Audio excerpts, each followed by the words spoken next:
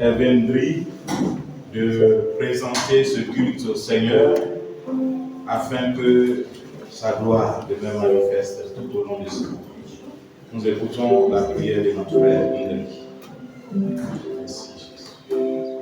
Notre Père Saint, notre Père Céleste, toi qui nous aimes d'un amour vrai et éternel, nous te sommes reconnaissants pour la vie que tu nous as donnée et pour la grâce que tu nous fais d'être dans ce lieu ici réunis ensemble, frères et sœurs, pour te rendre ce culte.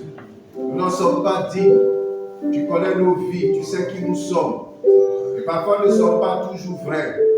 Mais ce qui est bien, Seigneur, c'est que toi, tu nous aimes et tu es vrai. Et c'est pour nous que Christ est mort et qui nous a sanctifiés. Et notre Dieu, nous sommes là, simples, humbles. Et nous voulons, notre Dieu, te rendre culte à la dimension de ton nom. Et nous voulons que, Seigneur, tu acceptes ces quelques offrandes de nos chants, de nos biens. Seigneur, sois là. Nous savons que tu es là parce que tu l'as promis. Mais nous voulons te voir, nous voulons te sentir. Nous voulons que ton esprit agisse parmi nous, par des dons spirituels, par notre Dieu, des choses vraiment claires, par ta parole, notre Dieu qui nous parle et nous amène, Seigneur, à marcher droitement. Sois béni ce matin, au nom de Jésus. Amen. Amen. Amen. Amen. Que Dieu veuille vous asseoir.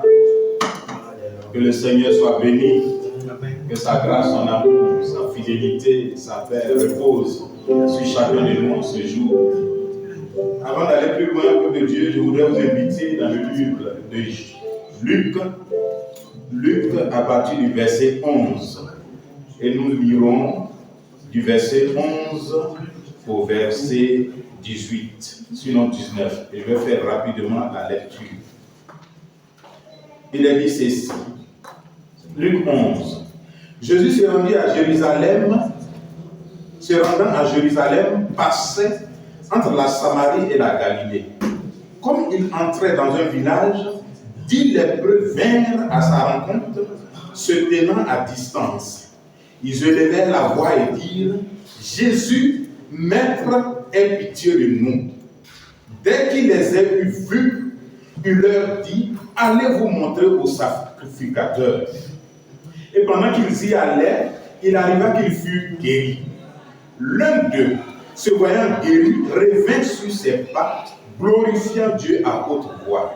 Il tomba sur sa face aux pieds de Jésus et lui rendit grâce. C'était un Samaritain.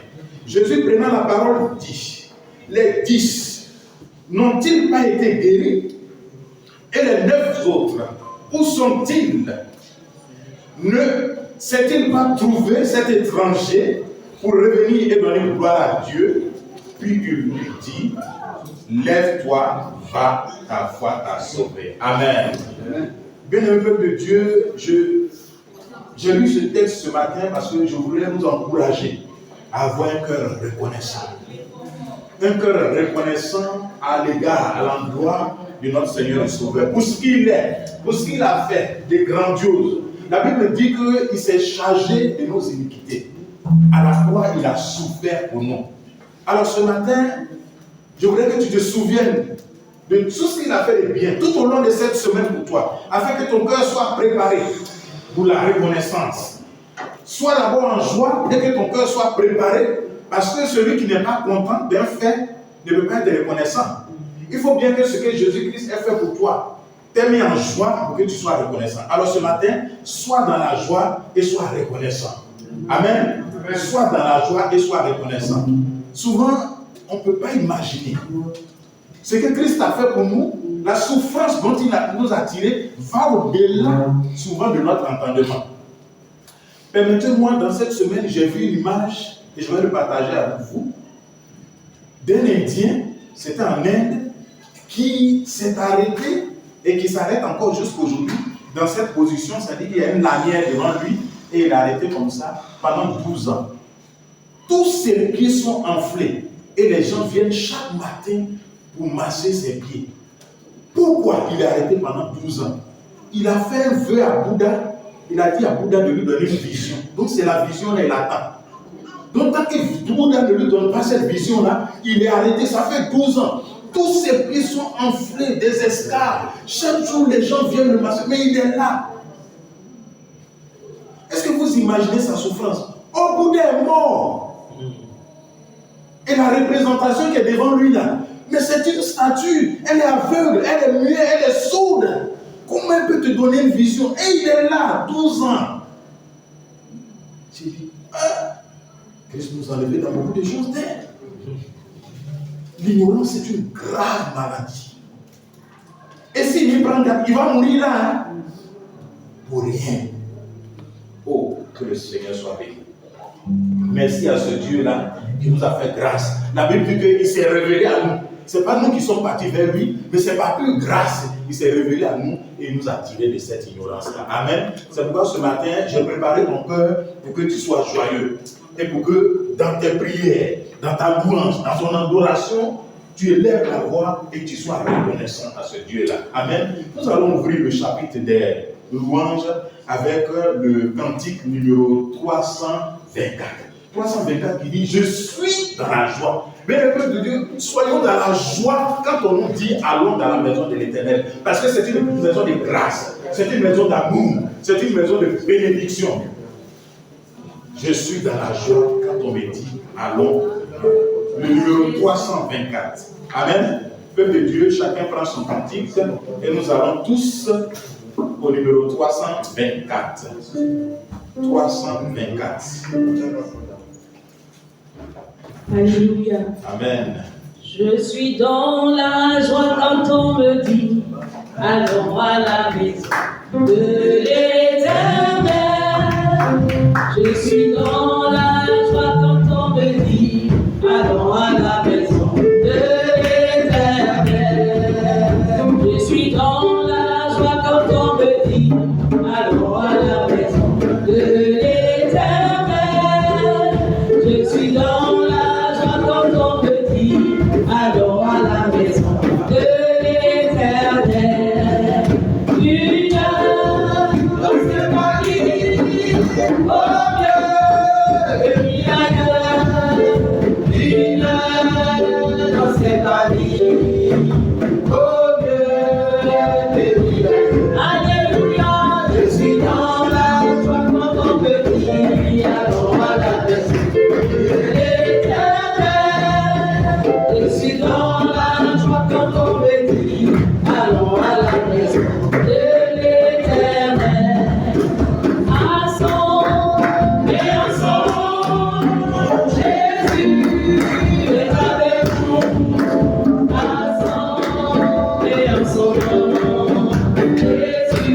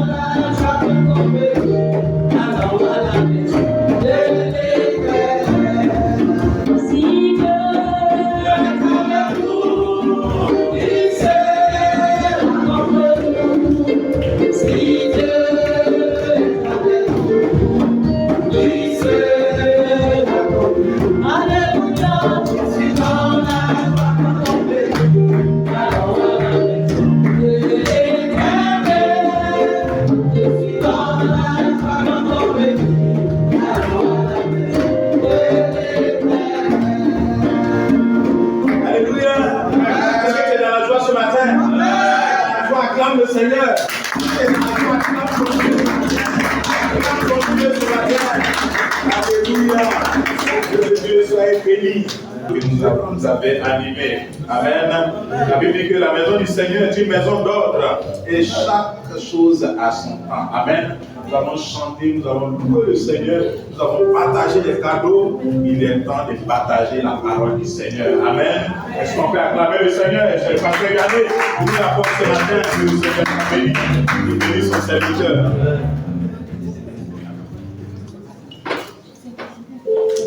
Ce matin, toujours aux Corinthiens, nous avons tout ce mois de juin pour parler de Corinthiens. Tous ceux qui veulent faire une exhortation, sentez-vous libre, apportez un exposé, sentez-vous libre. Même un chant sur un verset de ce livre-là, sentez-vous libre. Nous avons tout le mois de juin. Voilà, donc sentez-vous libre. Celui ou celle qui veut intervenir le dimanche prochain, il faut contacter notre honneur, tu t'inscris et puis tu vas passer pour faire ton exposé, ton exhortation ou ce que le Seigneur t'a mis à cœur. Ce matin, nous avons deux lectures. Acte 18, 1 à 11, qui est notre texte principal. Et puis un deuxième texte qui accompagne, ça sera 1 Corinthiens 3, 10. Pourquoi Acte 18? Parce que Acte 18 parle aussi de la naissance de l'église de 1 Corinthiens, de l'église de Corinthiens. Voilà. Acte 18.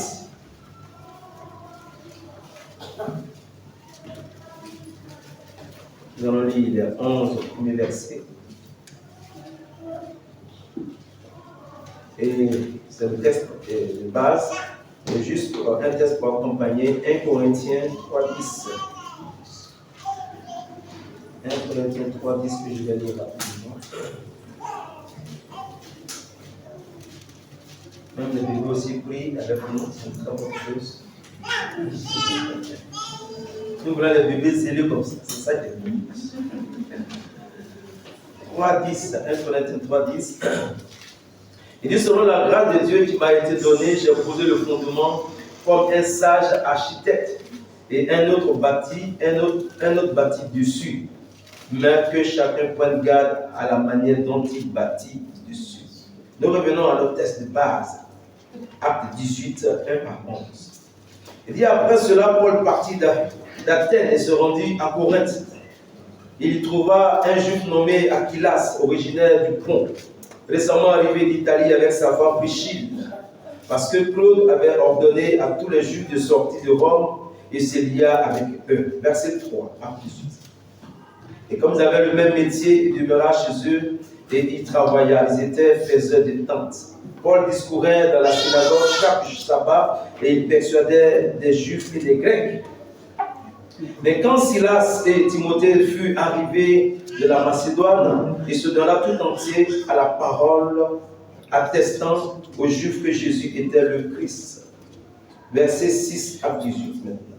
Les Juifs faisaient alors de l'opposition et se livrant à des injures. Paul secoua ses vêtements et leur dit que votre sang retombe sur votre tête.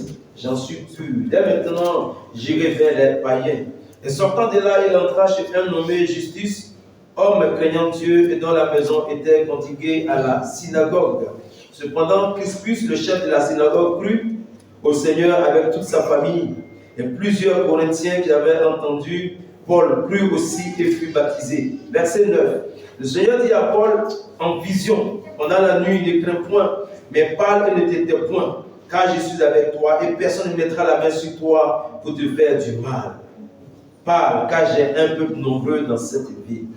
Et il durera 1 an et 6 mois enseignant parmi les Corinthiens la parole de Dieu. Amen. Seigneur notre Dieu, gloire et honneur te soient rendus ce matin pour ce cri de louange et d'adoration qui nous a précédés dans ce lieu. Et tu savais qu'en ce jour, tel nombre de personnes seront rassemblées ici, Seigneur, pour te glorifier et t'adorer. Nous l'avons fait, Seigneur.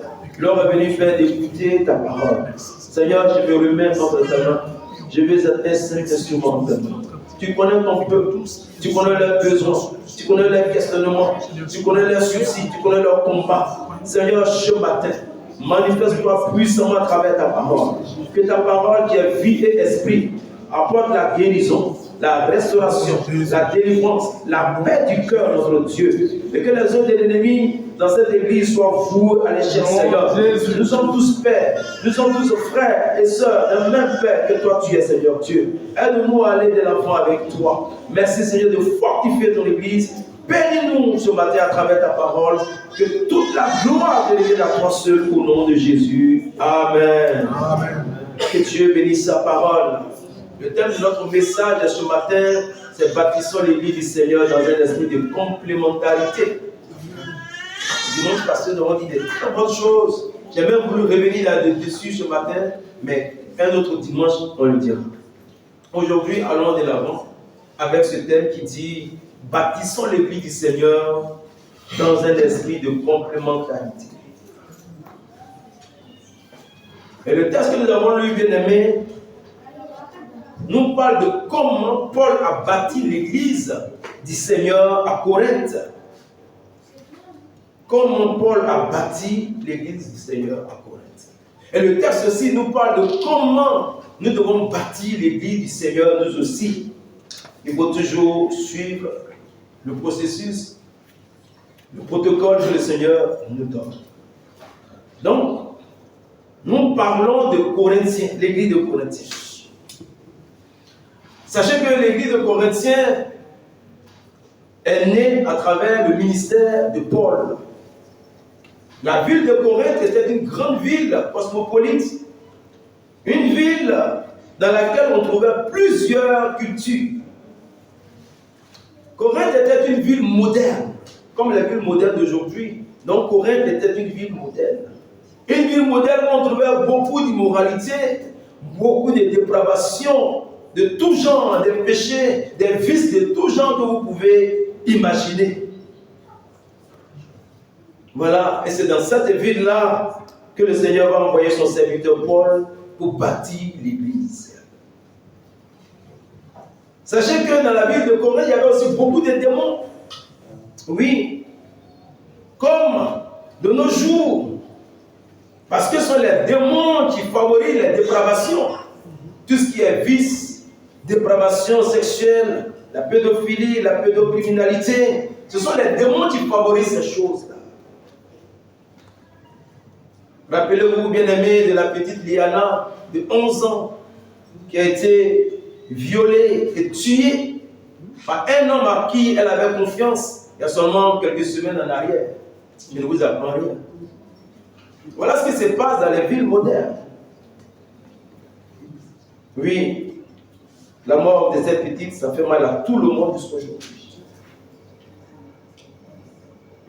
Et ce sont les démons qui favorisent ces choses-là. Ce sont les démons qui favorisent la consommation des drogues, qui détruisent aujourd'hui la jeunesse. Ce sont les démons qui favorisent l'esprit des gangs, les vols, les viols, les braquages, toutes ces mauvaises choses. Voilà pourquoi notre maman disait, voir un enfant se convertir aujourd'hui, c'est un miracle. Amen. Pourquoi elle a dit ça? Parce que l'ennemi a pour le contrôle de la jeunesse, des enfants. Mais Dieu est avec nous. Amen. Ce sont les démons qui favorisent les harcèlements dans le milieu scolaire, des enfants déjà. Donc même vont jusqu'à se suicider. Parce que cette petite-là, bien ce petit garçon, a été harcelé au point où il n'en pouvait plus. Il n'arrivait pas à se confier à ses parents. Et l'ennemi met dans sa tête, tue-toi. Ce sont les démons qui favorisent l'esprit des crimes et l'esprit de féminicide. Combien de femmes on tue par an? Comme si on cherchait un quota. Point oui, point non. Et si tu étais victime de cela, que le Seigneur te délivre. Amen. Chers parents, veillons sur nos enfants. Nous devons suivre nos enfants de près. Aujourd'hui, c'est la fête des pères. Et je profite pour ouvrir cette parenthèse. Veillons sur nos enfants. Suivons-les de près. Vérifions leur fréquentation. Tout ce qu'ils font, il faut responsabilité. Afin que le Seigneur les préserve de tout ce qui se passe dans notre monde. Et je voulais aussi dire aux enfants, confiez-vous à vos parents. Qu'il n'y ait pas de secret entre les enfants et les parents. Il faut dire à tes parents, il faut tout dire à tes parents. Quand tu es harcelé, tu travailles dans des moments difficiles, il ne faut pas te renfermer. Vous les enfants qui êtes là ce matin et qui m'entendez, ayez confiance à vos parents. Il faut dire à maman, il faut dire à papa ce qui se passe, ce qui n'est pas bon. Il faut dire ça. Il ne faut pas garder ça. Et le Seigneur va te délivrer. Amen. Que Dieu nous aide. Continuons notre message pour parler de Paul. Quand il est arrivé à Corinthe, Paul a intégré une synagogue pour apporter la bonne nouvelle aux Corinthiens. Pour prêcher Christ, la lumière du monde, aux Corinthiens. Et il faut dire que cela n'a pas été facile. Parce que pendant que Paul prêchait la bonne nouvelle et qu'il parlait de Jésus, la lumière du monde, la plupart des membres de la synagogue s'opposaient à sa prédication. Ils ne voulaient pas l'entendre. Ils ne voulaient pas l'entendre dire que Jésus est la lumière du monde. Ils l'insultaient. Ils le méprisaient, ils l'humiliaient. De toutes les manières, ils s'opposaient à la prédication de Paul. Bien aimé, au point où l'apôtre Paul a décidé de se retirer d'eux en leur disant que votre sang retombe sur votre tête, j'en suis pur. Dès maintenant, j'irai vers les païens pour leur annoncer la parole de Dieu. Parce que Paul n'en pouvait plus. Le grand Paul était découragé. Paul est découragé sur le point de procéder d'une autre manière. Le Seigneur va se révéler à Paul et le Seigneur va lui parler. Nous sommes au verset 9. Et le Seigneur va dire à Paul dans une vision, ne crains point, mais parle et ne t'étais pas. Il continue encore verset 10 et le Seigneur va dire, je suis avec toi et personne ne mettra la main sur toi pour te faire du mal. Parle, car j'ai un peuple nombreux dans cette ville. Et les mains dans cette vision, le Seigneur va dire 3 choses essentielles à Paul. Et ces 3 choses essentielles nous interpellent aussi ce matin. La première chose, c'est ne crains point, mais parle et ne t'étais pas. À cause des oppositions, à cause des injures, à cause de tout ce qui s'est passé, Paul était découragé. Paul voulait se taire. Mais le Seigneur dit à son serviteur Paul, ne crains point, mais parle et ne te tais pas. Ne crains point, mais parle et ne te tais pas. Parle. Bien-aimé, sachez ce matin, en disant à son serviteur Paul, malgré l'opposition, malgré les injures, continue de parler.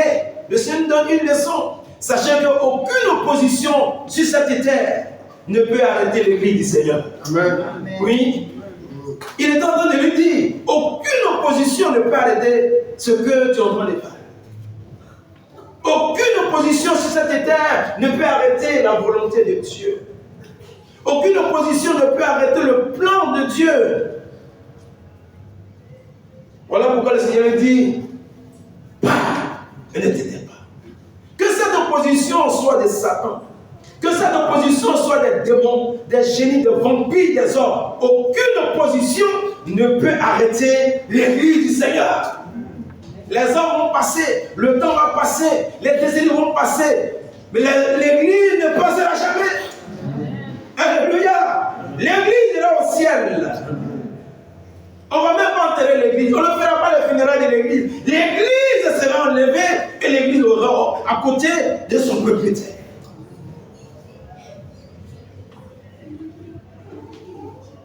Dès l'instant où le Seigneur a décidé de bâtir l'église dans la ville de Corinthe, même si Satan vient s'asseoir sur le terrain de l'église, l'église va naître. Même s'il vient habiter là, l'église va sortir. et l'Église va exister. Même si le monde entier s'est ligué et s'est levé contre ce projet, l'Église va naître. Parce qu'ils vont échouer. Bien-aimé, toi qui m'écoutes ce matin, je vais t'encourager à travers cette parole. Sache que les paroles que Dieu a prononcées sur ta vie, les bénédictions que Dieu a prononcées sur ta vie, aucune opposition ne peut empêcher son accomplissement. Non. Je ne sais pas la situation que tu traverses, mais je viens te dire ce matin, selon l'inspiration que le Seigneur me donne, aucune opposition, qu'elle soit de la sorcellerie, des sciences occultes, des génies, de vampires de ton village, aucune opposition ne peut empêcher la bénédiction que Dieu a promis pour toi. Amen. Voilà pourquoi le Seigneur te dit ce matin, ne crains pas, parle. Tant que tu vas parler pour prier, tant que tu vas parler pour glorifier Dieu, tant que tu vas parler pour adorer ton Dieu, la bénédiction viendra vers toi. La guérison viendra vers toi. Le succès viendra vers toi. Tant que tu vas ouvrir ta bouche pour dire ce qui est bon. Comme nous avons vu le mardi, quand on verra la suite, ta parole attirera vers toi à l'existence ce que Dieu veut faire. Parle. Ne t'arrête pas. Parce que ce n'est qu'une question de temps. Et toi-même, tu témoigneras les bienfaits de l'Éternel. La deuxième chose que nous voulons considérer, dans la vision, la parole que le Seigneur donne à son serviteur, il lui dit, je suis avec toi et personne ne mettra la main sur toi pour te faire du mal. Personne. Quel que soit son pouvoir, quelle que soit sa race, quelle que soit sa nature, quel que soit son argent, quel que soit son âge, quel que soit son sexe, personne ne mettra la main sur toi pour te faire du mal. Et Paul voyait la violence, les gens qui le menaçaient, on va te lapider. Et le Seigneur lui dit, personne. Je suis avec toi. Ce n'est pas un ange qui est avec toi. Moi-même, Jésus, je suis avec toi. Et personne ne mettra la main sur toi pour te faire du mal. Bien-aimé, sachez ce matin que notre vie est dans la main du Seigneur. Ta vie est dans la main du Seigneur. Et c'est le Seigneur Jésus qui tient notre vie dans les bras de ses mains. Et celui qui tient notre vie, c'est lui qui connaît le jour de notre mort. C'est lui qui connaît le lieu de notre mort. Et c'est lui seul qui connaît la manière dont nous allons mourir. Personne ne peut te faire du mal en dehors de la volonté de Dieu. Quelqu'un peut prononcer la mort sur ta vie. Et le tuer, je vais faire ça. Plaisantin. Toi, tu peux tuer l'homme. Et puis tu es malheureux comme ça. Parce que tous ceux qui disent ça, c'est des gens malheureux. Et tant que notre vie sera dans la main du Seigneur, nous ne devons pas avoir peur. Nous ne devons pas craindre. Je ne sais pas quelle est ta crainte ce matin. Je ne sais pas quelle est la source de ta crainte ce matin. Moi aussi, j'ai eu à éprouver cette crainte-là. Cette crainte-là qui vient déséquilibrer ton existence. Mais je viens te dire ce matin, rebâtis ta foi, reconstitue-toi. Et parce que tu es avec toi, et parce que ta vie entre les mains du Seigneur, le Seigneur te bénira de ce que tu oublieras même que tu as été éprouvé. Voilà pourquoi le Seigneur te dit ce matin, je suis avec toi. Parce que rien ne peut t'arriver sans lui sa volonté. Il faut d'abord son cachet. Il faut que Dieu signe. Il faut que Dieu dise oui. Alléluia. Tant que Dieu n'a pas donné son approbation, rien ne peut t'arriver sans lui sa volonté. Et la troisième chose que nous voulons considérer dans cette vision, le Seigneur dit à Paul, j'ai un peuple nombreux dans cette ville. Je suis sûr que Paul a dit quoi? Les gens que j'ai vus là, les gens... ça fait un mois je suis ici, mais même pas de moi j'ai mon peuple là. Tu as ton peuple, ce que j'ai vu là. Et le Seigneur dit à son serviteur, et puis il précise, j'ai un peuple nombreux. Tu as commencé où? Quel côté de Lyon? C'est à l'est, à l'ouest, au nord, mais c'est à sud, mais c'est au centre. C'est des laissants. Mais crois pas par ça. Bien aimé, c'est vrai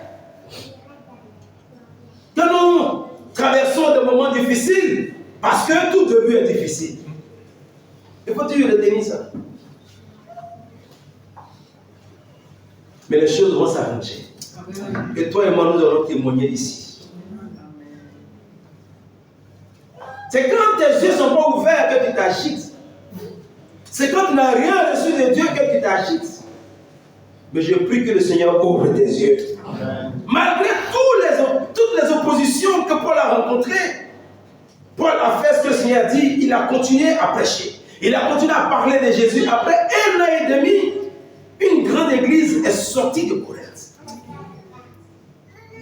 Les Corinthiens ont donné leur vie à Jésus. C'est ce que nous appelons Corinthiens. L'erreur que nous faisons, c'est que généralement nous fixons un regard sur les oppositions, sur les problèmes de l'église, sur les difficultés. Tout ce que les frères ont dit ce matin, c'est la vérité.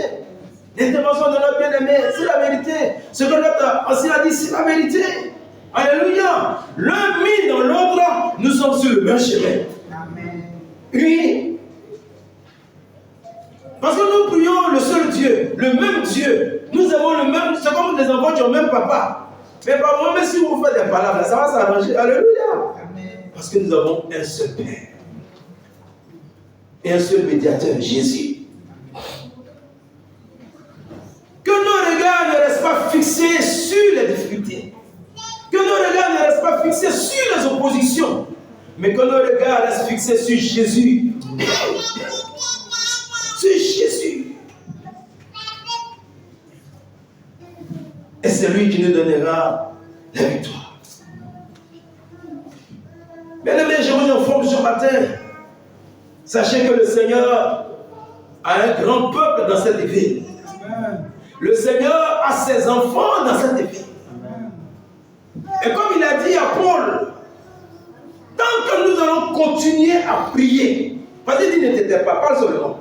Tant que nous allons continuer à parler de Jésus autour de nous, d'encourager les uns les autres, tant que nous allons continuer, une grande église, la Messa va naître dans cette église, dans cette ville. Les enfants de Dieu sortiront des ténèbres et viendront à la lumière au nom de Jésus. Et le nom du Seigneur sera glorifié. Donc Satan, il va nous laisser, on va venir s'installer comme ça. Mettez-vous un jour à sa place, il se fait. Donc Satan va te laisser comme ça. Lui, on l'appelle le moqueur. On l'appelle l'accusateur. C'est-à-dire, on l'appelle le malfaiteur. Le malfaiteur, il va te laisser passer comme ça. Il a des couteaux, il a des armes, il a des marteaux, ça ne sait à quoi. Il a fait ça. Satan, mais il rentre dans une famille, il détruit tout le monde. Une seule famille. Et une église. Ah, donc vous pensez que l'église va partir comme ça? Non. Jésus dit, vous aurez des tribulations, mais prenez courage, car j'ai vaincu le monde. J'ai vaincu Satan. Il dit, vous aurez des tribulations. Déjà, quand il y a des problèmes, fais attention à ta manière de voir, à ta manière de parler. Oui. Parce qu'on parle selon ce qu'on a vu. Et on parle selon ce que le Seigneur t'a dit. Il t'a dit quoi? Il m'a rien dit. Il ne faut pas exagérer. Tu as vu quoi? Tu n'as rien vu. Mais reste tranquille.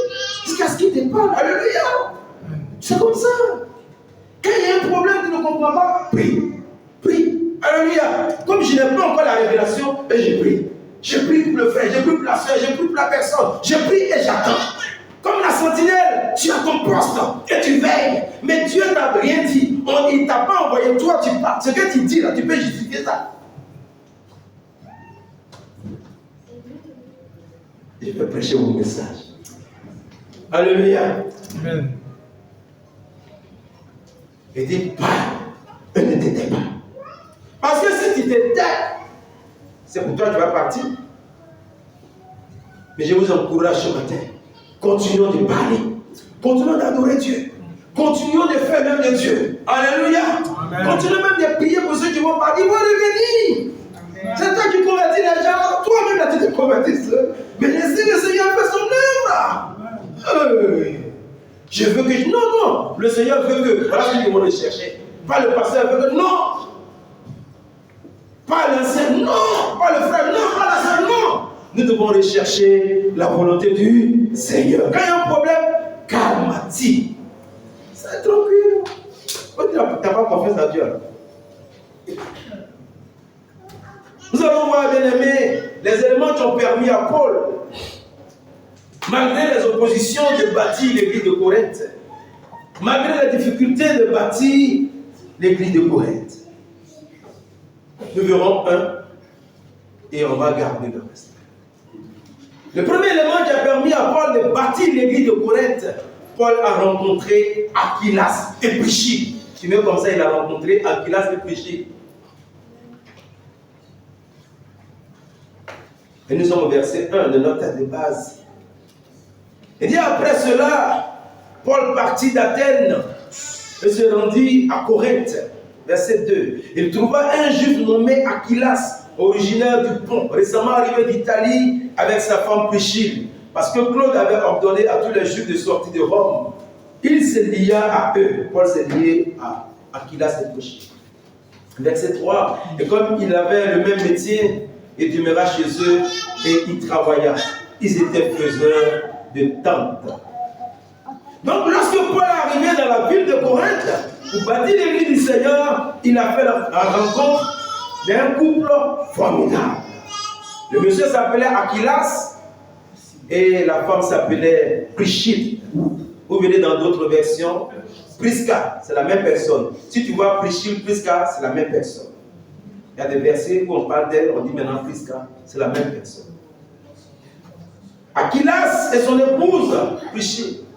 Sachez que ces deux personnes ont été une aide pour Paul. Et ensemble, ils ont bâti l'église de Corinthe. Ils ont été un soutien pour Paul. Et ensemble, ils ont bâti l'église de Corinthe. Ils ont été un soutien pour Paul. Et même dans la suite de son ministère. C'est-à-dire, ils ont continué à rester ensemble. Voilà pourquoi Paul va mentionner à 6 reprises le nom d'Aquilas et Priscille dans ses épîtres.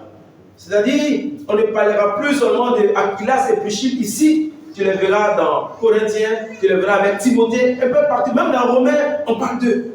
Parce qu'une histoire commence ici comme ça. Ils ne vont plus jamais se quitter. Ils vont rester ensemble pour faire l'œuvre du Seigneur. Vous comprenez maintenant pourquoi nous sommes en train de parler de la complémentarité. Bien aimé, mon vœu, le plus cher pour cette église, c'est que vous soyez des Aquilas et des Priscille. Afin qu'ensemble, dans un esprit de complémentarité, nous puissions bâtir l'église du Seigneur. Nous puissions gagner des âmes. Nous puissions ensemble glorifier le nom du Seigneur Jésus. Éphésiens, le chapitre 4, verset 1. Paul dit, je vous exhorte donc, moi le prisonnier dans le Seigneur, à marcher d'une manière digne de la vocation qui vous a été adressée. Il dit de marcher d'une manière digne de la vocation, la mission, l'appel que chacun a reçu. Bien-aimés, sachez ce matin que nous sommes tous appelés à servir le Seigneur. Voilà pourquoi on dit que nous sommes sauvés pour servir.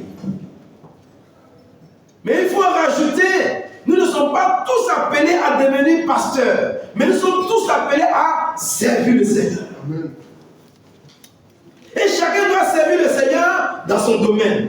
Chacun doit servir le Seigneur selon sa vocation, selon son appel qu'il a reçu du Seigneur. J'aurais bien voulu peut-être devenir un prophète, un apôtre, mais ce n'est pas mon ministère. Peut-être que le Seigneur va m'appeler à cela après. Mais présentement, mon ministère est pastoral. Voici l'appel que j'ai reçu. Ça, c'est ma vocation. Et toi aussi, tu as ta vocation. Et chacun doit servir Dieu dans le domaine dans lequel Dieu l'a appelé. Chacun doit servir Dieu selon la place qu'il occupe dans le corps du Christ. Voilà pourquoi Romains 12, 5 dit, regardez ce que Romains 12, 5 nous dit. Il dit ainsi, nous qui sommes plusieurs. Parce que la parole de Dieu, il faut la connaître. Hein. Si tu ne comprends pas, tu vas dévier. Allons à la parole de Dieu. Il dit ainsi, Romains 12:5. Nous qui sommes plusieurs, nous formons un seul corps en Christ. Et nous sommes tous les membres les uns des autres. Et puisque nous avons des dons différents, selon la grâce qui nous a été accordée, et que celui qui a le don de prophétie l'exerce selon l'analogie de la foi, verset 7. Que celui qui est appelé au ministère, donc il y a ceux qui sont aussi appelés au ministère, s'attache à son ministère. Que celui qui enseigne, ceux qui sont appelés à l'enseignement s'attachent à son enseignement. Il continue, verset 8. Que celui qui exhorte à l'exhortation. Il y a des frères, des sœurs, quand ils te parlent, tu es apaisé. Amen. Ce n'est pas qu'ils viennent sur la chair, mais quand tu parles avec eux, ils ont ce don-là, ils t'apaisent. Que celui qui donne le fasse avec libéralité. Il y a des gens qui ont la facilité de donner. Et celui qui n'arrive pas à donner cette demande, mais comment ils font toujours? Ce n'est pas parce qu'ils en ont plus, hein. Ils ont un don de Dieu. Le don de libéralité. Ils ont le cœur ouvert et la main aussi qui est ouverte. Et que celui qui préside le fasse avec zèle. Quand il dirige la réunion, fais le bien. Il y en a qui dirigent, mais tu es content. Alléluia. Il dirige le comité. Des hommes, des femmes, des enfants. Et là, tu sais que vraiment c'est sa place. Et toi, que ce n'est pas ta place, quand on te dit, mets-toi ici, il ne faut pas te fâcher. Voilà la parole de Dieu. On ne se fâche pas. Tu vas entendre des bonnes choses ce matin. Ce n'est pas long, je vais contraster ça pour te donner. Amen. Il dit que celui qui pratique la miséricorde le fasse avec joie. Donc il y a plusieurs vocations. Et chaque vocation complète l'autre. Et les vocations sont liées à des ministères. Et il y a des vocations qui sont liées à des hommes de Dieu. Il y a des vocations qui sont liées à des pasteurs. Et c'est en travaillant avec ces personnes que toi tu as accompli la mission que Dieu t'a confiée. Et c'est en travaillant avec ces personnes, vous allez accomplir votre vocation. C'est ainsi que lorsque Aquilas plutôt et Priscille ont rencontré Paul, ils sont rentrés dans le ministère.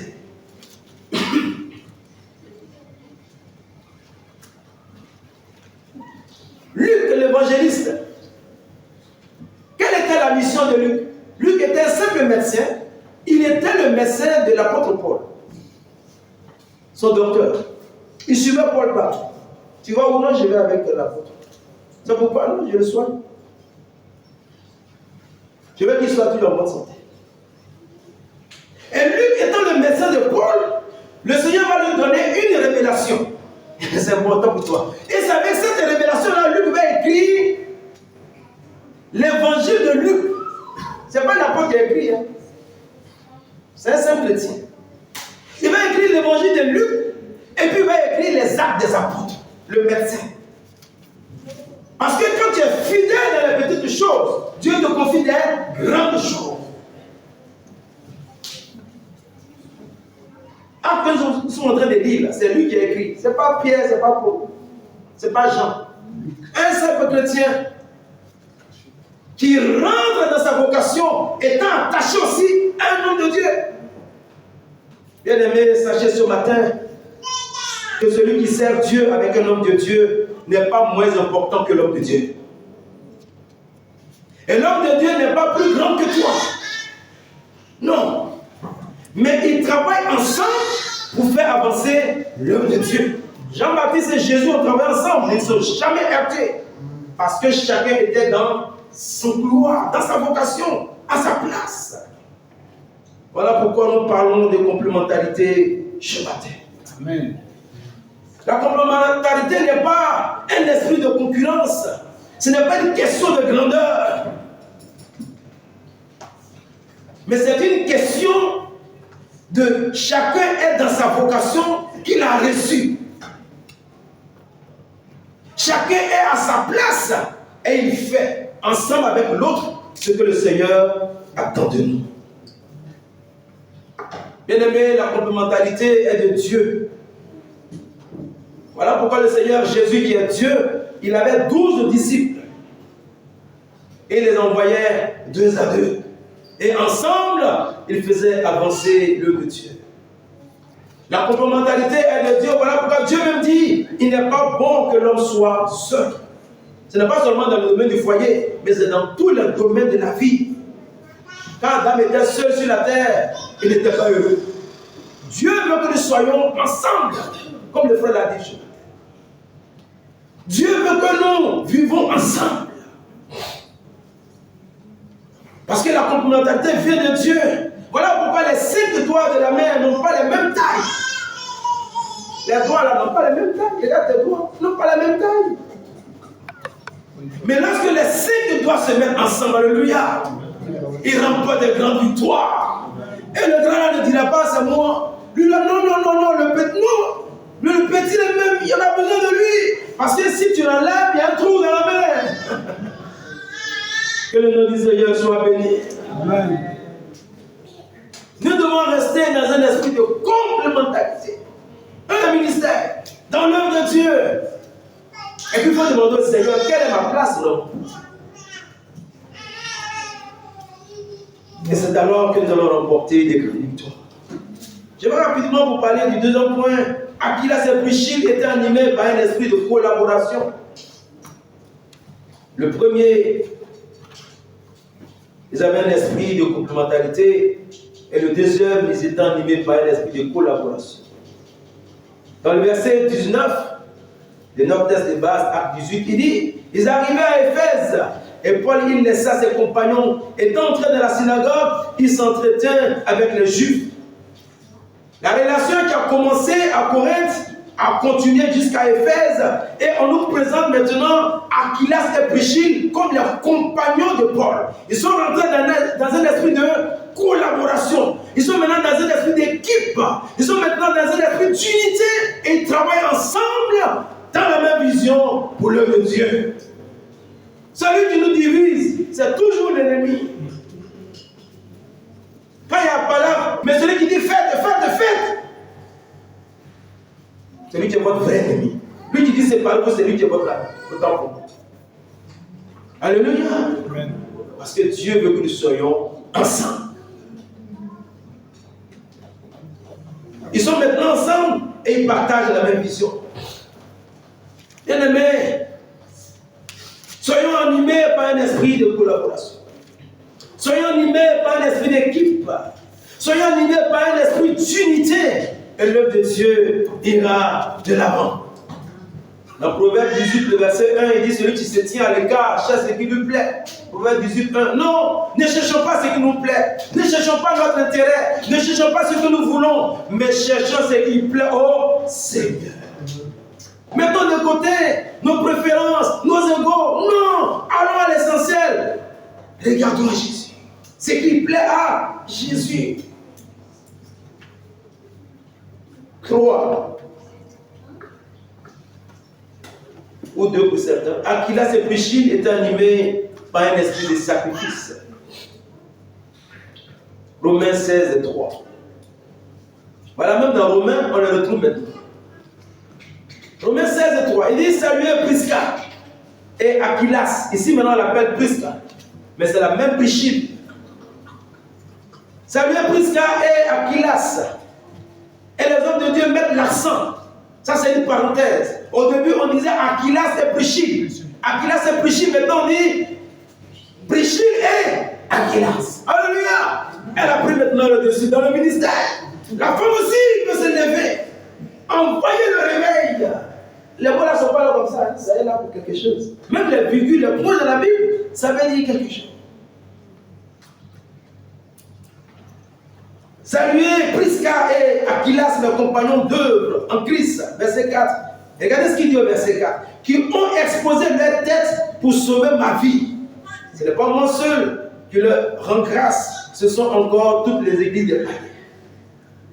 Paul dit que Aquilas et Priscille ont exposé leur tête pour sauver sa vie. Et nous ne savons pas exactement ce qu'ils ont fait. Mais ils ont posé un acte de sacrifice pour aider Paul.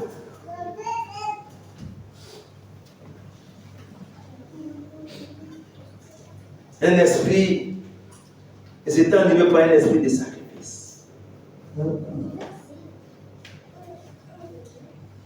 Et nous aussi, nous devons être animés par un esprit de sacrifice.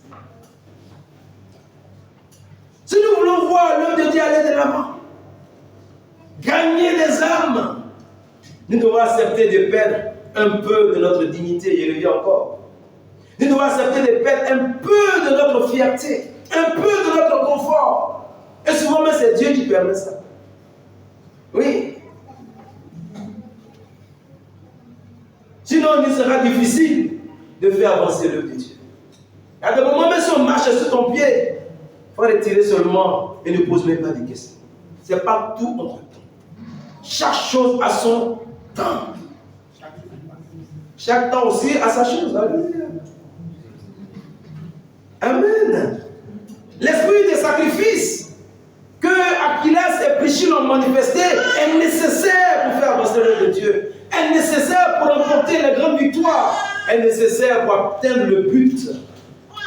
Voilà pourquoi le Seigneur dit dans Matthieu 10, verset 39, Matthieu 10, 39, celui qui conservera sa vie la perdra, mais celui qui la perd à cause de moi la retrouvera. Avec Dieu, il faut accepter de perdre.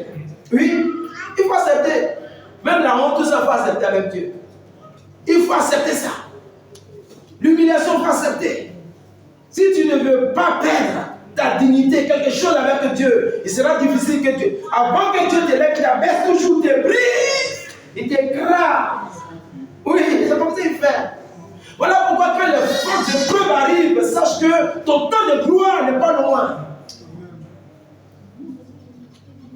Malheureusement, c'est là que d'autres quittent, d'autres se découragent. Et voilà pourquoi il a dit à Paul, non, continue de parler. Parce que l'église est en train de sortir, le plan dit, je ne vais pas continuer. Après 1 an et demi, une grande église est sortie à Corinthe. Que le Seigneur nous aide ce matin. Soyez animés par un esprit de sacrifice. Et c'est cet esprit de sacrifice qui va nous pousser à nous priver de certaines choses. Qui va nous pousser à donner le meilleur de nous-mêmes. Qui va nous pousser à nous lever pour le Seigneur. Nous allons vers la fin. Aquilas et Priscille étaient animés par un esprit d'amour et de douceur. Et comme c'est la fin, ça sera doux, comme le dit le point. Ils étaient animés par un esprit d'amour et de douceur. Acte 18, 24. Écoutez ce qui est écrit. Il dit, un juif nommé Apollos, originaire d'Alexandrie, homme éloquent et versé dans les Écritures, vint à Éphèse. Verset 25. Il était instruit dans la voie du Seigneur et fervent d'esprit. Il annonçait et enseignait avec exactitude ce qui concernait Jésus, bien qu'il ne connût que le baptême de Jean. Verset 26. Il s'est mis à parler librement de la synagogue. Maintenant, nos bien-aimés vont rentrer en jeu. Écoutez, Aquilas et Priscille, l'ayant entendu, le prit avec eux et lui exposait plus exactement la voix de Dieu. Ici, la Bible nous parle d'un prédicateur du nom d'Apollos. Cet homme était éloquent. Il prêchait très bien. Mais dans sa prédication, il manquait une connaissance. Il n'avait fait seulement que le baptême de Jean. Donc quelque chose manquait à sa vie spirituelle. Il y a quelqu'un qui ne connaissait pas bien sur la personne du Seigneur Jésus, quand bien même il prêchait bien. Et lorsque Aquilas et Priscille l'ont écouté, ils se sont parlé, ils disent on va l'aider. Un jour, ils l'ont appelé, dans un esprit d'amour et de douceur. Ils l'ont appelé pour le blâmer? Non. Pour l'insulter? Non. Pour lui dire que toi tu ne vois rien? Non. Pour le critiquer? Non. Ils l'ont appelé dans un esprit d'amour et de douceur. Pour lui dire, tu prêches bien, très bien même, mais ici là, tu deviens. Donc voilà ce que tu devais dire. Ils vont le répondre dans un esprit d'amour. Tu t'es trompé sur ce point-là. Et la Bible dit, il lui exposait plus exactement la voix de Dieu. Ce n'est pas parce que je prêche que j'ai plus de connaissances que toi, non. Il y a des choses que tu peux connaître plus que moi. Et si moi j'ai fait une erreur, tu peux m'appeler, me dire, ah pasteur, ici là, tu avais fait une erreur. Tu vas voir l'autre. Pasteur ne connaît rien. Tu as tout gâté, c'est ça, la Bible parle ici. Non. C'est Dieu qui a le monopole de la connaissance. Oui. Comment se fait que toi tu as entendu comme ça? Peut-être Dieu veut tester même ta manière de voir les choses. Peut-être les autres n'ont pas compris comme ça. Avec Dieu, il faut être vraiment sage. Hein? Parce que tu ne sais pas ce que Dieu est en train de faire avec toi. Et puis tu ne sais pas à quel moment Dieu est en train de parler. Et tu ne sais pas ce qu'il veut te dire. Donc il faut être toujours attentif. Fais attention. Et il faut le reprendre. Pas pour le blâmer, pas pour dire toi tu es un menteur. Non, non, non, non. Il faut le reprendre dans un esprit d'amour et de douceur. Bien-aimés, comme Aquila et Priscille, soyons remplis d'amour et de douceur les uns envers les autres. Reprenons avec amour et douceur. Parlons-nous avec amour et douceur. Encourageons-nous avec amour et douceur. Paul va l'attester dans Philippiens 4, le verset 5. Regarde ce qu'il dit. Il dit que votre, Philippiens 4, 5. Il dit que votre douceur soit connue de tous les hommes. Le Seigneur, le prophète, on doit dire, hé, le frère là, il est doux. La soeur là, elle est douce. C'est ce qu'on doit dire de toi. Et de moi aussi. Amen. Bien-aimés, sachez ce matin que la colère n'est pas pour les enfants de Dieu. La violence n'est pas pour les enfants de Dieu.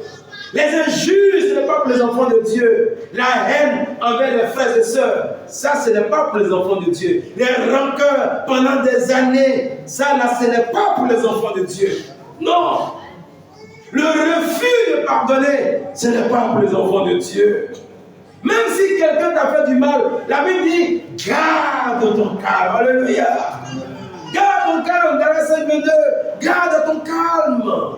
Parce que le chrétien doit être rempli d'amour. Il doit être rempli de douceur. Le chrétien doit être rempli de joie et de paix. Alléluia. Le chrétien doit être rempli de passion et de bonté. Voilà ce qu'on doit retrouver en nous. Le chrétien doit être rempli de bienveillance, fidélité, douceur, tempérance. Oui, les injures, ça c'est pas. Le chrétien n'insulte pas. Si quelqu'un insulte, c'est parce que dehors là-bas, quand on klaxonne, il se fâche, il insulte les gens. Oui. Il y en a, c'est à l'église, on le dit. Il faut le voir dehors là-bas. Il faut le voir dehors, même le langage même change. L'habillement même change. Quand on arrive là, on devient comme des gens devant la porte. Non. Il faut quitter dans ça. Alléluia. Il faut quitter dans ça. Le chrétien doit être rempli d'amour et de douceur. Avec ta femme, rempli d'amour et de douceur. Avec ton mari, rempli d'amour et de douceur. Avec les enfants, parce que les enfants là, souvent, il faut crier un peu. Le papa là savent. Alléluia. Ou bien tu veux qu'on fasse douceur. C'est le papa de l'écouter. Hein? Pour le papa, pour les enfants là, je ne sais pas comment on va faire. Je n'ai pas trop envie de dire ça. Il y a aussi l'éducation. Parce que l'éducation, souvent, la Bible, souvent, il faut aussi.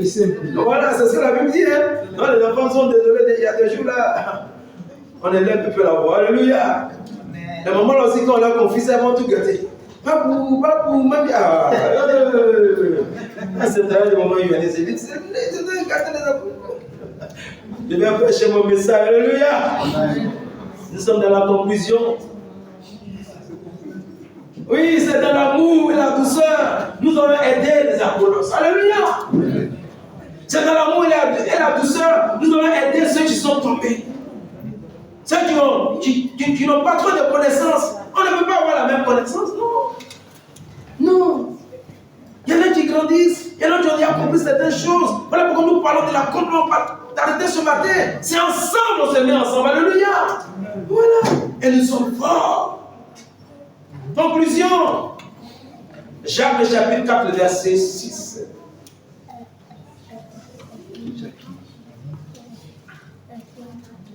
Il est écrit, il accorde au contraire une grâce plus excellente. C'est pourquoi l'Écriture dit, Dieu résiste aux orgueilleux, mais il fait grâce aux humbles. Bien-aimés, terminons notre message ce matin avec ce point sur l'humilité. Et dit, Dieu résiste aux orgueilleux, mais fait grâce aux hommes. Sachez que si Aquilas et Priscille ont pu reprendre Apollos et pour lui exposer plus exactement les voies du Seigneur et pour l'aider dans son ministère, c'est parce que Apollos s'est humilié pour les écouter. Oui, il faut faire ressortir, on va finir par là. Il s'est humilié pour les écouter. Il s'est humilié pour reconnaître son erreur. Apollos s'est humilié pour accepter la correction. Il n'a pas dit c'est moi le grand pasteur, c'est moi le prédicateur. Non. Quand les parents l'ont repris, il dit ah maman, pourquoi j'ai compris ce que tu avais dit. Amen. Amen. Il s'est humilié. Bien aimés, soyons humbles dans notre vie de tous les jours. Nous allons finir par là. Soyons humbles. Cultivons l'humilité. Marchons dans l'humilité. Vivons dans l'humilité. Recherchons l'humilité. Dieu a horreur des orgueilleux. La Bible dit résiste aux orgueilleux, pas aux chrétiens. Si tu es orgueilleux d'être là, Dieu ne fait rien avec toi. Mais il fait grâce aux humbles. Il ne fait pas grâce aux chrétiens. Il fait grâce à l'homme qui est humble, à la femme qui est humble, le cœur qui est humble. Quand tu es humble devant Dieu, même sans avoir prié, Dieu va te donner. Amen. Et Apollos s'est humilié. Et cela va créer le feu de la complémentarité. Ils vont tous se mettre ensemble. Et désormais, tu verras Paul, Tychique, tu verras Timothée, tu verras Luc, tu verras Apollos. Une équipe. Et c'est ceux-là qui vont faire l'œuvre de Dieu au temps de l'église primitive. Amen. Est-ce que nous pouvons pas nous mettre ensemble? Amen. Seigneur Jésus. J'ai envie de prêcher, mais j'ai fini de prêcher. Que le Seigneur vous bénisse ce matin. Que sa faveur repose sur vous. Amen. Que Dieu vous comble des grâces, de paix, de joie et de bonheur. Qui bénisse vos maisons, qui bénisse vos familles, qui bénisse vos enfants, qui bénisse votre santé, qui bénisse tous vos projets. Que tout ce qui est rattaché à vos vies soit béni au nom de Jésus. Amen. Et merci encore une fois de plus pour votre grande patience. Et nous allons terminer par la prière. Je vais remettre le micro au pasteur qui va nous conduire. Maman, tu vas prier pour nous.